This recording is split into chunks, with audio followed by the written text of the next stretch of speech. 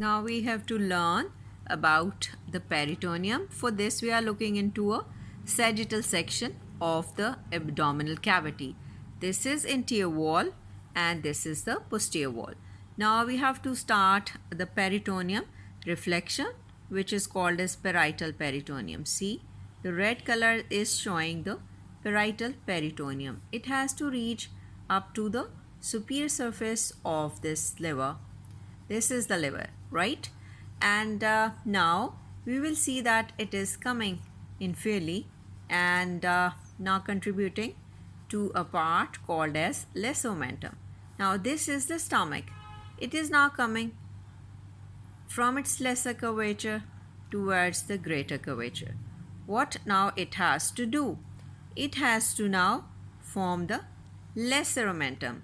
Its first layer is coming downwards to become the fourth layer of greater omentum. Now this is the transverse colon. It is winding around it and now going posteriorly up to the pancreas and like this. Now this parietal peritoneum that is in the midway has formed transverse mesocolon. Now along the posterior abdominal wall it is dipping downwards and here it has to form the root of the mesentery. This is the small intestine, right? Now it has to enclose it like this. So now again going towards the posterior abdominal wall. Now see, this is the rectum. What is going to happen? That it will be reflected on its top. So keeping this extra peritoneally, right? Now it is dipping downward in between the two organs.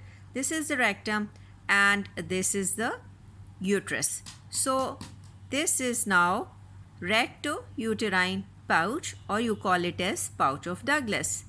Now this peritoneum is moving on the superior aspect. Now again dipping downwards to form another cavity or recess called as, this is uterus, this is urinary bladder, you name it as vesico-uterine pouch, right? Now it will join its parietal peritoneum and this whole area is greater sac, right? Now we have to learn from where the lesser sac should be. That area which is left in between is the bare area. So continue the peritoneum, which is visceral, covering the liver. Now have to move on the superior surface of the liver, not touching the other layer in this sense that it has to keep a superior recess here. Now it has to come downwards along the posterior abdominal wall and keeping the pancreas retroperitoneally, right? Now contributing into the transverse mesocolon. Now you can see it very well. What is going to happen? That it is forming this wall of the greater omentum, right? And now on the greater curvature of this stomach, on its posterior aspect, it is joining here. So this is how you can visualize that this is the lesser omentum and behind it this is the lesser sac, right? We know that it is present posterior to the stomach and we also see two layers are contributing in the lesser omentum and if you count the number, there are the 4 layers that are forming the greater omentum.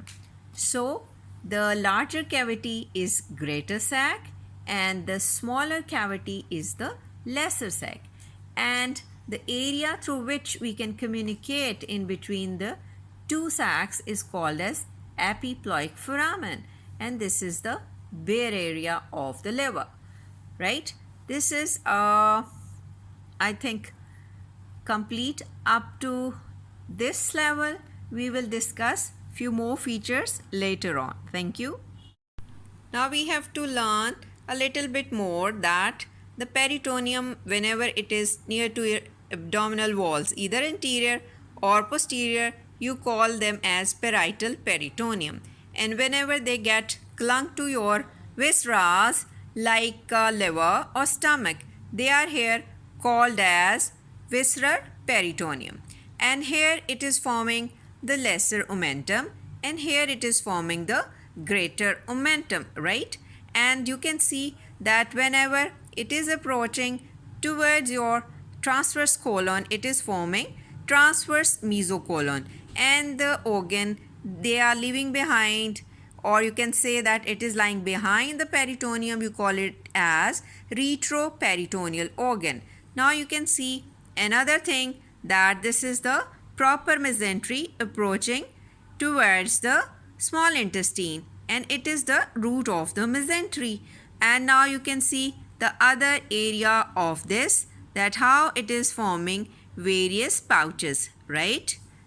And let me show you that now I have marked with the green color showing the lesser sac, and the red color, which is a bigger one, is the greater sac. So whenever surgeon approaches from anterior aspect, it has to enter into your greater sac after cutting the parietal peritoneum, right?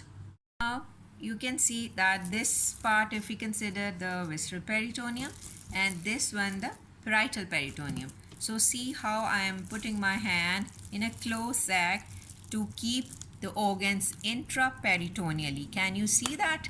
And now in this way, my fist in an inflated balloon will show the intraperitoneal organs, how they get invaginated, right? Peritoneum, like stomach and spleen, we can see as being the intraperitoneal organ, and it is just like to that of your pleura and the pericardium, in which again you demonstrate by putting your fist inside an inflated balloon.